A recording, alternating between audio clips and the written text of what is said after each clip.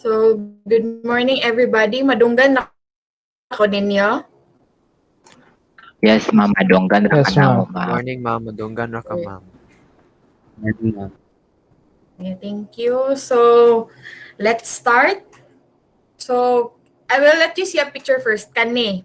Unsa ni siya nga movie gikan? Ice Age, ma'am. Ice Age. Ice Age. So, from the movie Ice Age o ganing sa picture, what is the most predominant nga setting nga imong makita? Unsay ka nang usually makita gini mo sa Ice Age? Ice ug snow, ma'am. Snow. From the word Ice Age, makita ninyo sa likod nila, di ba? Na ay mga glacier, mga ice, dira sila sa una. Ice Age is, ang setting niya is during the time of the Great Ice Age. So our topic for today is related gyapon siya sa Ice Age. Our topic for today is all about glaciers. Namoy idea on sa glaciers? What do you think glaciers are? Number of mga ice boulder, ma'am. Pwede? Another one? Build up of ice. Huge Oo. a mass of ice, ma'am. Oo. Very good. So all you said is what you call as glaciers. So glaciers are large perennial accumulation of crystalline ice, snow, rock, sediment, and often liquid water that originates on land and moves down slope under the influence of its own weight and gravity. It comes from the French word glace or glacé, which means ice. Glaciers are often called as rivers of ice. So, di ba, makita, common ang kanang sa una, 1/3 of the whole world is covered with ice. But now, during this period of time, kanina sa 2021, they only cover up 1/10 of the whole world. Diyabe ang pagka-reduce sa area sa kanang glacier. So, massive ice sheets covered much of North America and Europe during the Pleistocene time period. This was the last glacial period, also known as the Ice Age. Diha ang setting during sa movie nga Ice Age. Ice sheets reached their greatest size about 18,000 years ago. As the ancient glaciers spread, they carved and changed the Earth's surface, creating many of the landscapes that exist today. During the Pleistocene Ice Age, nearly 1/3 of the Earth's land was, I said earlier, 1/3 ang gi-cover sa land area sa mga glaciers. But now, 1/10 na lang. So these are the types of glaciers. So there are two major nga categories, the alpine or mountain glaciers, which include the Cirque, the Valley Fjord, and Piedmont and ice caps. And the next one is kaning continental glaciers, which involves the ice shelves.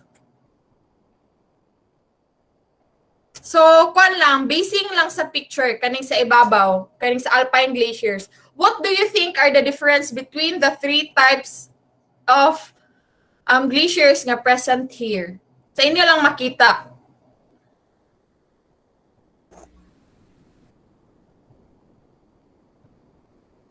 Anybody? Inyaki?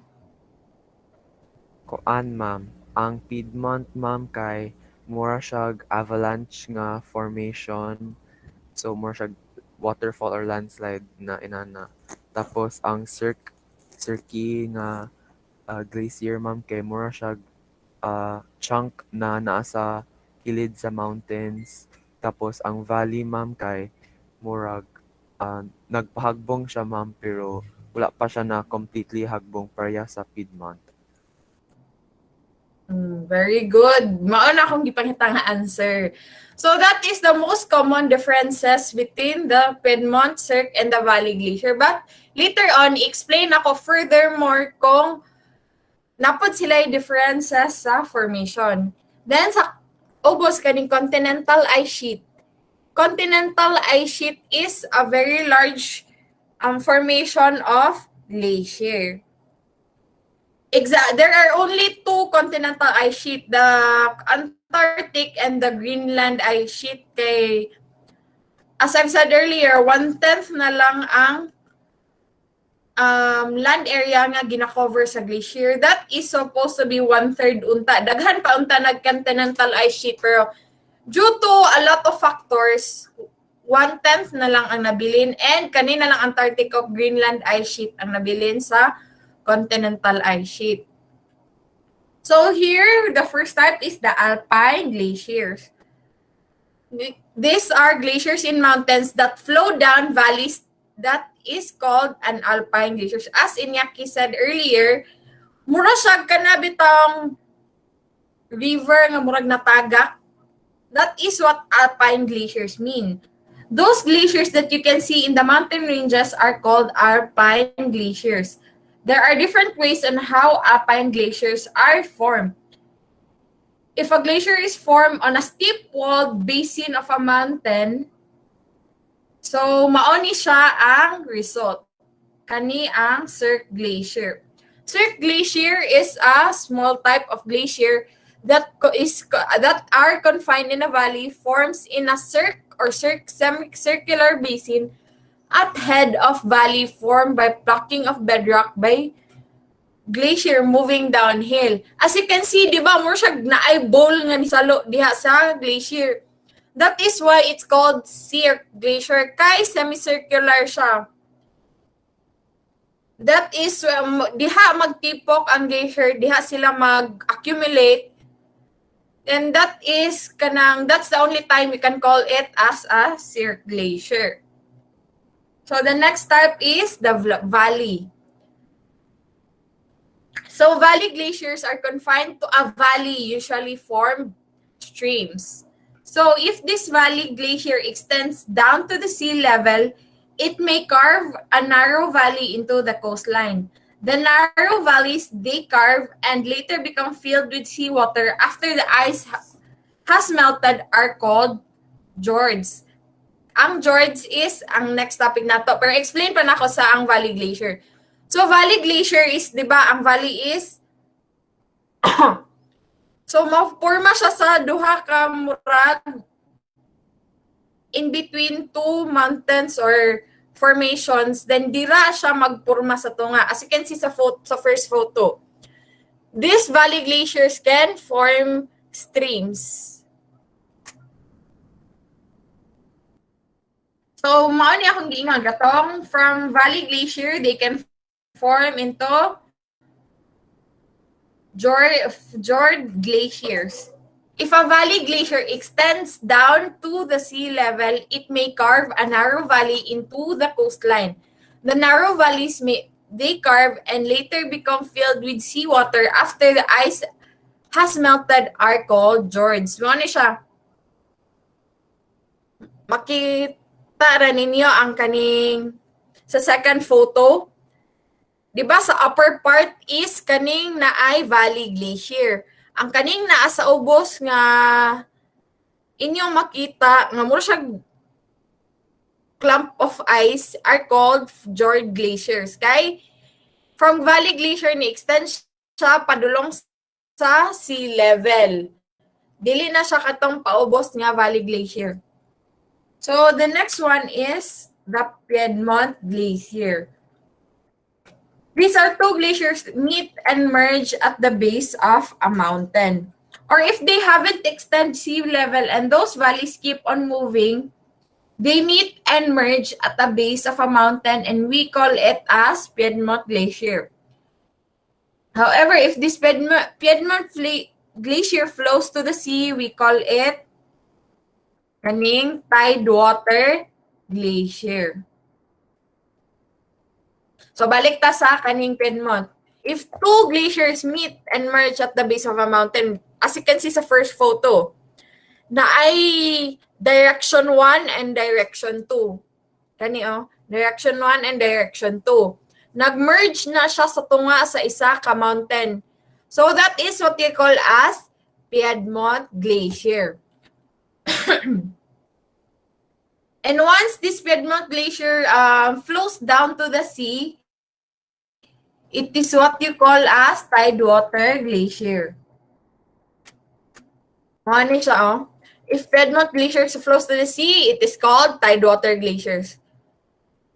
As you can see sa first pic, diri ang murag end sa katong Piedmont nga glacier. Once it kanang moves to the sea, mauna na siya ang ginatawag nga tidewater glacier. And sa second pic, as you can see, nangatagak na siya, nag-extend na siya sa sea, then it is still considered as tidewater glacier. Next one is the ice cap. If all of valleys in a mountain range become filled with glaciers and the glaciers cover the entire mountain range, it is only called ice cap once nga makover na niya ang dako kay nga area. Like, mura siya area nga gibubuan bitaw og kanang powder kay puti na lang imo makita. Na kay makita nga brown pero not that predominantly compared sa previous nga mga types of glaciers. Kay kaning ice cap is gina-cover niya ang nag-cover siya og large nga space. If all of the valleys in a mountain range become filled with glaciers and glaciers cover the entire mountain range, we call it ice caps. Ice caps are ice mass that covers less than 5,000 square kilometers above ang 50,000 kilometers squared is what we call as kaning continental glaciers. So, mag-move na ta sa topic nga continental glaciers. It is the largest type of glaciers on Earth. They cover large areas of the land surface, including mountain areas, and it is only found in Greenland and Antarctica. This, mao siyang ginatawag as continental glaciers kaya nag-reach siya sa kaning more than 50,000 square kilometers. These continental glaciers include Greenland and Antarctica. Then, ice shelves are sheets of ice floating on water attached to land.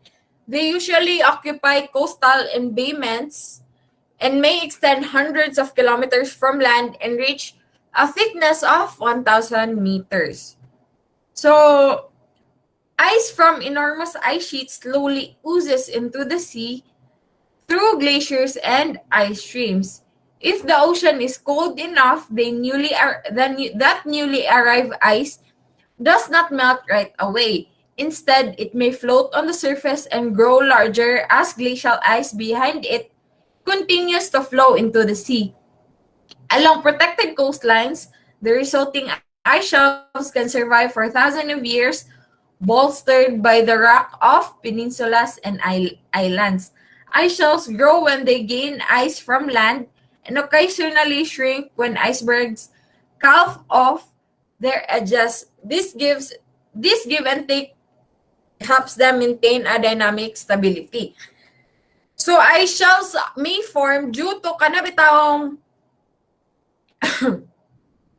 glaciers and ice streams nga mo padulong sa ilag. Kibali mura siya mo blend bita sa ila. So mao magkadako siya. So, when icebergs, katong dagko nga floating glaciers, kay mubangga, ma-chip off siya, kibali mga ibot-ibot. That is what happens to ice shelves. So, there are two types of kanang glaciers according sa temperature. Number one is kaning temperate glaciers that are also called as isothermal glaciers. Because they exist at pressure melting point or the melting temperature of ice at a given pressure throughout their mass. The ice in polar or cold glaciers, in contrast, is below the pressure melting point. Mao ni siya. The temperate and polar glaciers. What do you think is the difference between the two? Ani? Anybody? Difference between the two?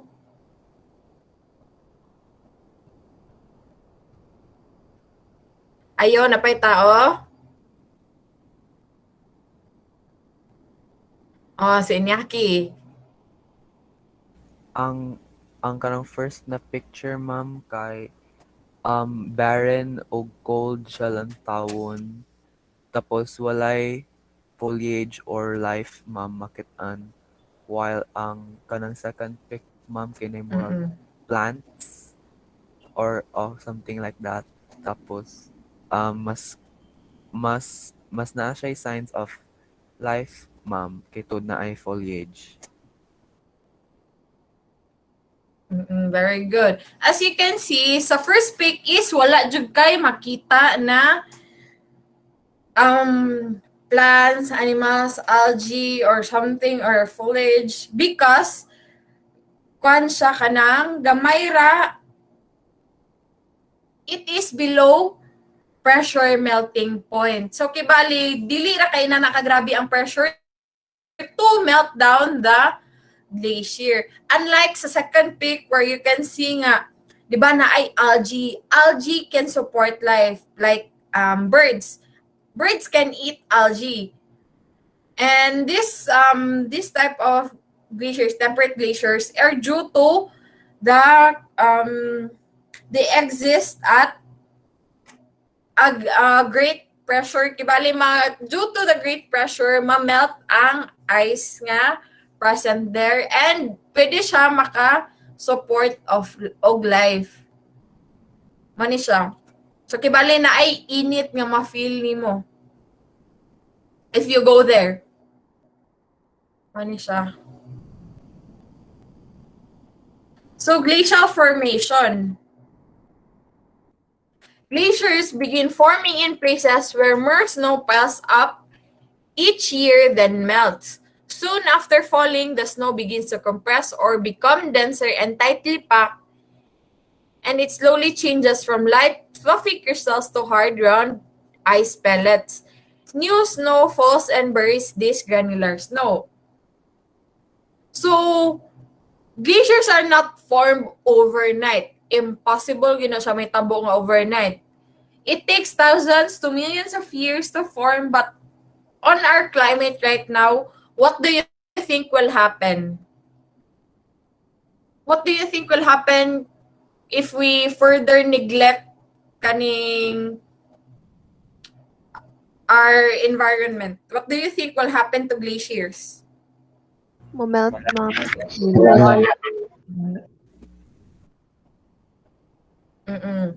Mo-melt siya. Once that glaciers melt, mutaas ang sea water elevation. Once mataas ng water elevation, kita gapoy maapektuhan kay musaka na siya sa land. It will cover a lot of space if we continue to kanang mess up with the planet. It will only take a short amount of time to melt. So, we need to be careful kay irreversible na gid ang consequences once nga ma-mess up ang atong glaciers. So, a glacier can change its size by accumulation, which occurs by addition of snowfall, compaction, and recrystallization and ablation. The loss of mass resulting from melting, usually at lower altitude, where temperatures may rise above the freezing point in summer. So glaciers can only increase in size due to accumulation. Accumulation means kanang magkadaghan maglayer bitaw ang gaabot nga mga ice or magka-compact ang mga crystals sa ice. So that is what happened sa accumulation. So here this photo explains the two zones of glacier anatomy in accumulation zone. It is a region where snowpack or superimposed ice accumulation persists. In ablation zone is the region where all of the snow has melted away and bare glacier ice is exposed. So, mo ni siya. So, net accumulation of snow, mumelt siya, which is what we call as ablation. Dayon, mupadulong din siya dito sa sea, which it melts and it results to iceberg calving. So, glacial movement. So, glacial advance happens if accumulation is greater than ablation of the glacial toe advances. Sige, bali, as you can see, more snow, then less ablation. So, mo-advance siya kay there is ablation here. Sa glacial retreat, sad, makita ninyo less snow, higher equilibrium line, more ablation, and mo-retreat siya, kibali mo atras. Compared sa glacial advance nga, mo-melt siya padulong forward. Kani siya is mo-retreat. So here, like the slow form of mass wasting, we normally cannot view glacier movement directly. Nevertheless, flowing ice has a tremendous geomorphic impact on the landscape. Most glaciers move through a combination of process, but internal plastic deformation is the dominant process. Virtually all moving glaciers experience this type of flow. Glaciers move to lower elevations under a force of gravity by two different processes. So as you can see here, kaning sa second picture, kibali it is a big chunk of ice, pero dili, di ba, if magmelt ang ice kaysa edges man gyud na magsugod, then mo flow siya down. You can clearly see the flow lines of ice movement. Dayon mas dominant or mas makita ninyo ang center sa ice dome. So, internal flow or deformation. This is a result from the formation of the ice crystal structure. The crystal slides over each other like deck of cards. So, this is how glacier moves by internal flow or deformation. This internal type of movement is the only type that occurs in polar glaciers that are brittle. When the lower portion deforms by internal flow, the upper portions may fracture to form a large cracks called crevices. Mao ni siya sa kaninga picture. Di ka siya klaro. So, this is what happened during internal deformation. So, next one, we'll talk about the basal sliding. It is when polar glaciers are frozen to their bed and are thus too cold for this mechanism to occur. Meltwater at base of glacier reduces friction by lubricating the surface and allowing glacier to slide across its bed.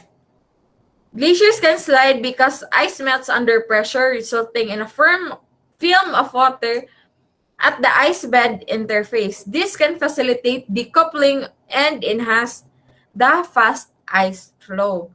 If the glacier bed is rough, with many bumps and obstacles, this increases melting and ice flow. The process is known as regulation, or the phenomenon of ice melting under pressure and refreezing when the pressure is reduced. So basal sliding happens when there is regulation. Regulation, as I've said, kay when ice melts due to pressure or kanang heat, and refreezing when the pressure is reduced. Mao ni siya ang actual picture sa basal sliding. Mura siya ga-slide nga part sa glacier formation. So, equilibrium and glacial budget. Between the two zones in the line of equilibrium, which is the point at which inputs and outputs are balanced. So, the glacial budget refers to the balance between the amount of inputs versus outputs affecting the glacial system.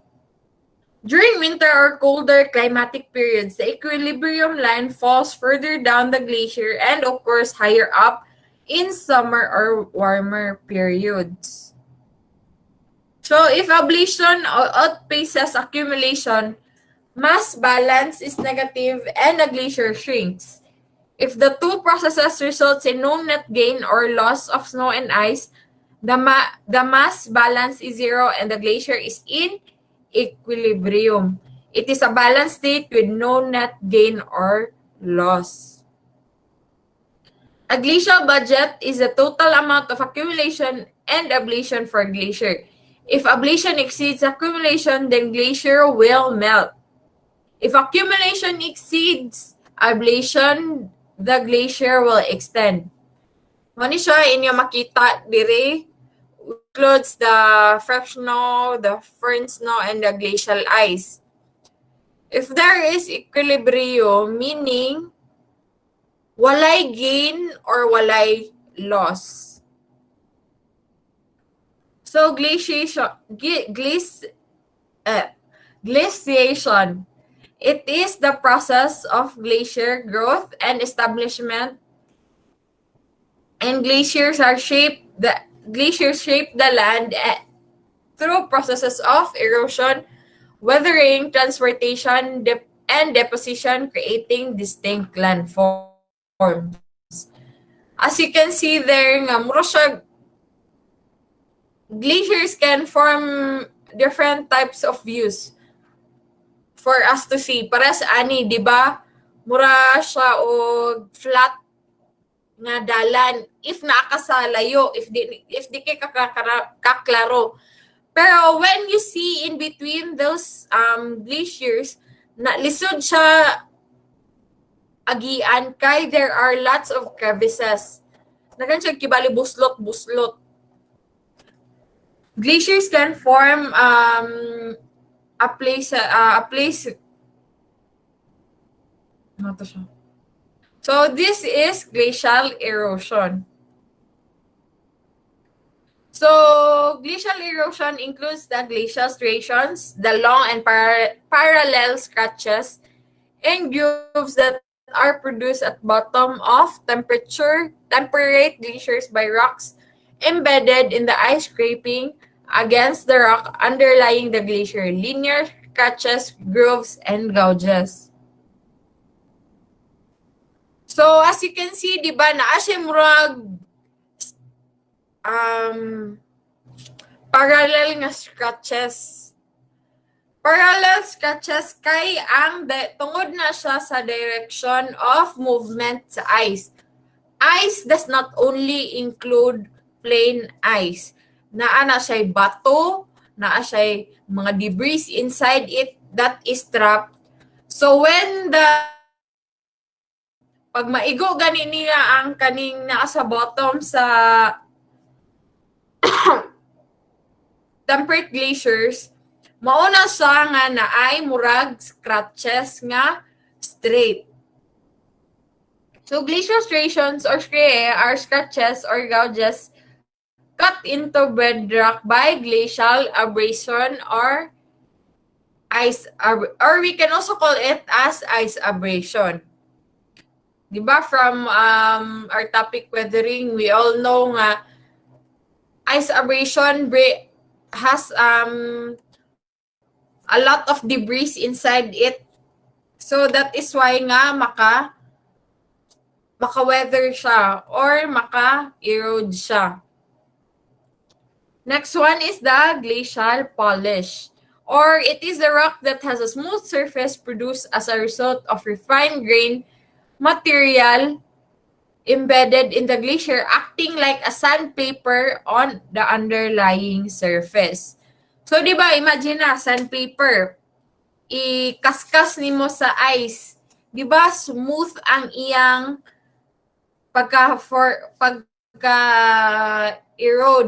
Unlike sa katubitang glacial striations nga, kuan gyud siya kanang what do you call this? Ang mga debris nga naa sa sulod is katong rough. Dili katong mga smooth like sandpaper nga surface nga naa sa glacial polish. Mo inana sa mura siyang smooth kaayo. Mura bitaw tawo lang ang nanghimo, mura siya gikat, pero no, it is formed naturally. So landforms produced by mountain glaciers are called cirques, glacial valleys, aretes, horns, hanging valleys, fjords, and roches, motunes. As you can see na dire tarns, horns, cirques, col, and hanging valleys. Mora ni siya ang nasa picture, but there are a lot of types of landforms produced by mountain glaciers. So here, cirques is a bowl-shaped depression that occurs at the head of mountain glaciers that result from a combination of frost wedging, glacier plucking, and abrasion. Sometimes small lakes called tarns occur in the bottom of lake. Next one is kaning valley glacier or glacial valleys. They are valleys that once contained glacial ice and has been eroded into a U shape in cross-section. Stream erosions and on the other hand produce valleys that are V-shaped in cross-section. The next one is kaning arete. If two adjacent valleys are filled with glacial ice, the ridges between the valleys can be carved into a sharp knife-edge ridge called an arete. Mo ni siya, di ba? Ang arete, as you can see, mo siya hait kaayo. The next one is kaning horn, kaning nasa ibabaw. Horn is where three or more cirques are carved out of a mountain. They can produce a sharp peak called a horn. Kibali, it is the midpoint between three or more nga cirques. As you can see, 1, 2, 3. That is what you call as horn. The next one is the hanging valley. So hanging valleys are when a glacier occupying a small tributary valley meets the larger valley. The tributary glacier does not have the ability to erode its base to the floor of the main valley. Thus, when glacial ice melts, the floor of the tributary valley hangs above the floor of the main valley and is called a hanging valley. Mao ni siya kaning hanging valley. So, di man siya ma-erode completely or ma-move. So, mura siya waterfall ang nahitabo. Next one is fjord. Fjords are narrow inlets along the sea coast that were once occupied by a valley glacier called a fjord glacier. Di ba, gitapik na nato na ganina? So, fjords are katong makita ninyo sa sea coast. So, the last type is the roches motunes. Mawasa niya ang picture sa cirques. Cirques, Glacial Valley, arete. Diba, ang arete as you can see, kay grabe kay siya, ka-sharp ang edges. This is a horn. A horn is a midpoint sa tulo ka cirque. Mao na siya nga hait pagkaayo. Mo siya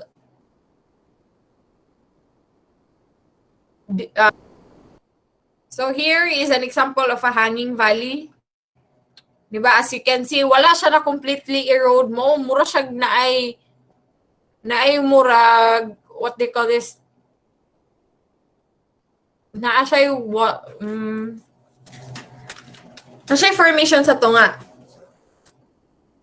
This is the George, katong kuan lagi katong glacier nga mapadulong sa sea coast.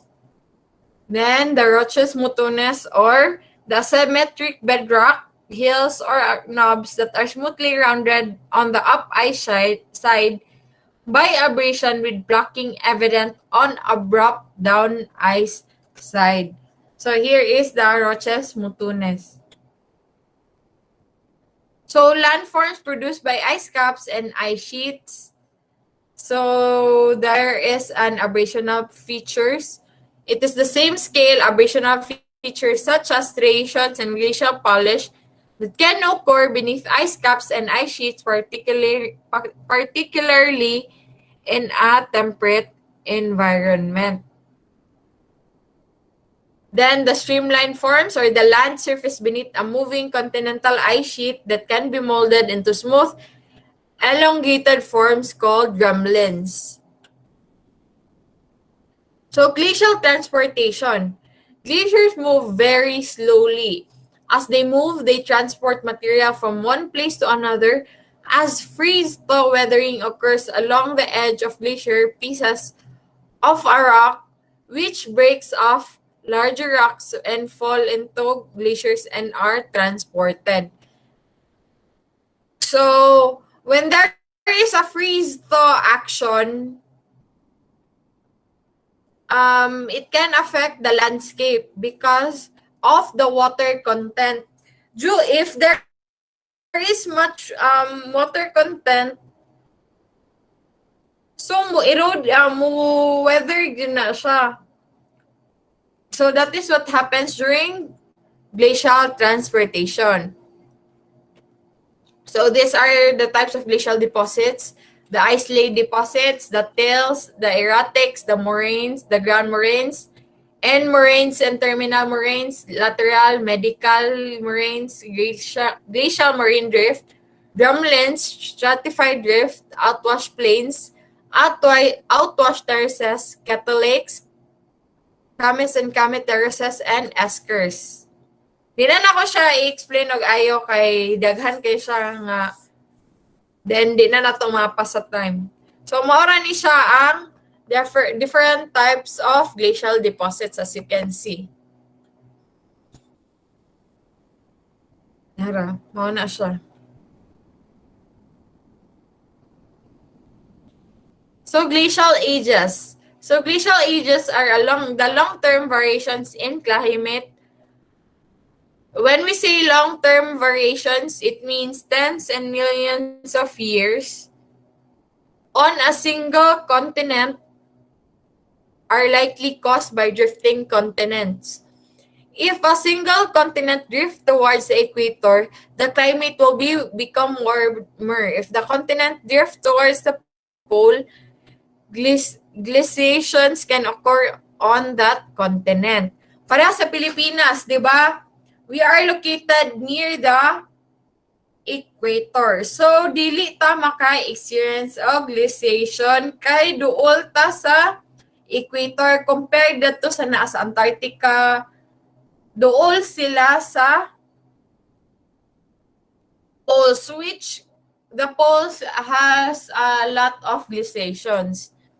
So short-term variations in climate are likely controlled by the amount of solar radiation reaching the Earth. Among these are astronomical factors and atmospheric pressure. Atmospheric factors. So sa makita ninyo sa picture, what are the difference between 18,000 years ago and sa karon na modern day? Anybody? Mas init. Continental ice sa modern day, ma'am.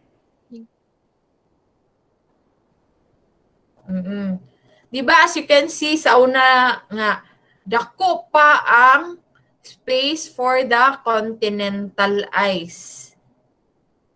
And kaning sea ice na agyapon daghan. But now, as you can see, mura na lang og kuto kagamay ang continental ice. Kay tungod sa kanang wait lang. Sa greenhouse gases. Pareha sa kaning sea ice Japon, from dako siya nga space na consume, nigamay siya. So these are the clauses of glacial ages. So number 1 is astronomical factors, which a century ago, Serbian scientist Milutin Milakovic hypothesized the long-term collective effects of changes in Earth's position relative to the Sun are a strong driver of Earth's long-term climate and are responsible for triggering the beginning and end of glaciation periods, or as we call as ice age. Next one is the atmospheric factors. It is the heat-trapping gases, sometimes called as greenhouse gases, that are the cause of most of the climate warming and glacier retreat in the past 50 years. And the last one is the changes in oceanic circulation. So small changes in ocean circulation can amplify small changes in temperature variations produced by astronomical factors. So it is due to human also nga glaciers degraded a lot. Dali mahitabo ang glacier. Imagine once that glacier, all that glaciers around us melts off due to greenhouse gases, what would happen to us? It would be a big catastrophe. People's life will be ruined due to health problems kay tungkol sa greenhouse gases, grabe nga pollution. Then we will all be flooded by water due to the climate warming. Musaka ang sea level. Due to the rising sea level, mga lumos ng tanan. So once we keep up with the bad habits we have, then that's it. That's the end of it. We can't do anything about it. Kay ang imo nang gikalaban is ang Mother Nature. Mother Nature gave us all, pero ang gihatag nato sa iya is kasakit.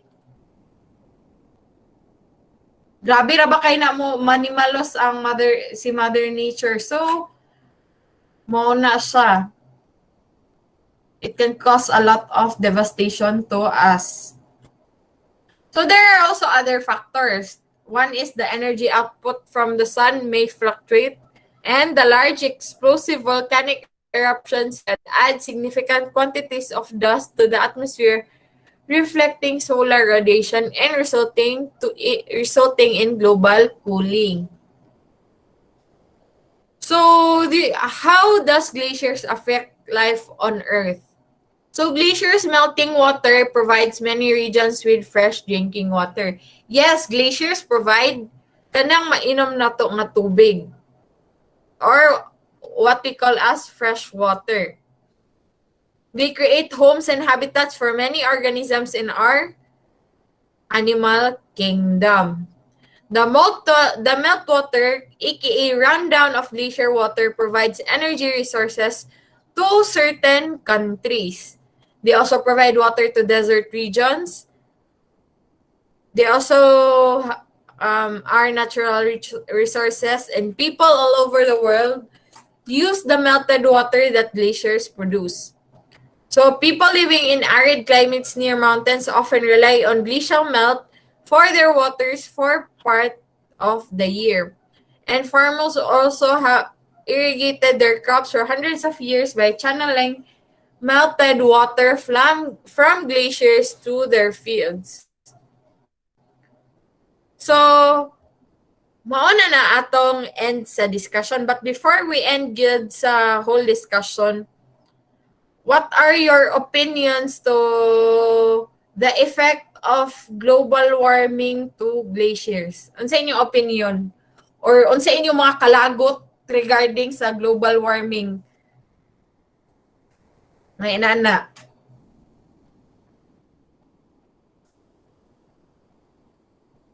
Ayo, napay tao. Tulog naman tingali mo. Tungod sa global warming, ma'am, kay maulagi na ang sea level kay mo continue to rise, ma'am, kay since nagkainit naman ang kalibutan, then ang greenhouse gases kay na trap, so mamelt ang mga glaciers, so mo rise ang sea level, so mugamay sad ang landmass, ma'am, so ma-engulf na tag tubig in the near future. Very good. And did you know diri sa CDO na anay gihimo nga study nga CDO is kanang mura siya i-engulf, hapit na siya i-engulf og sa water. Bale, kuha na siya kanang tungod sa rising water level, CDO might not be CDO for the next after 100 years daw. Mao na daghan og studies karon gina-predict na nila nga if this bad habits keep up, Philippines might not our kids can't even see the near future due to matambo na taog tubig.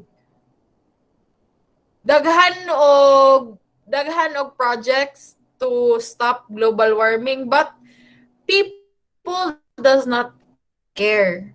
So once nga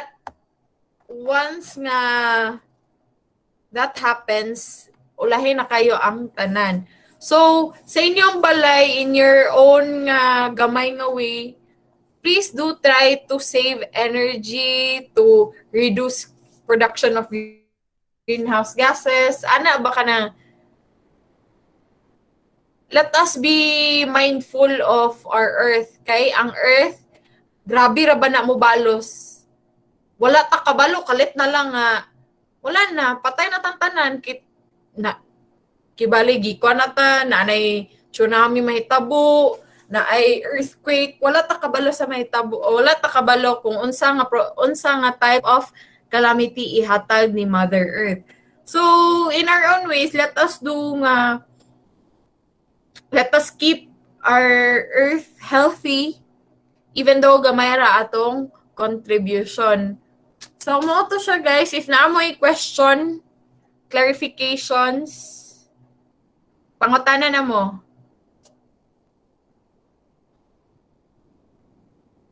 Wala na pangutana? Wala araw, ma'am. Wala na ata, ma'am.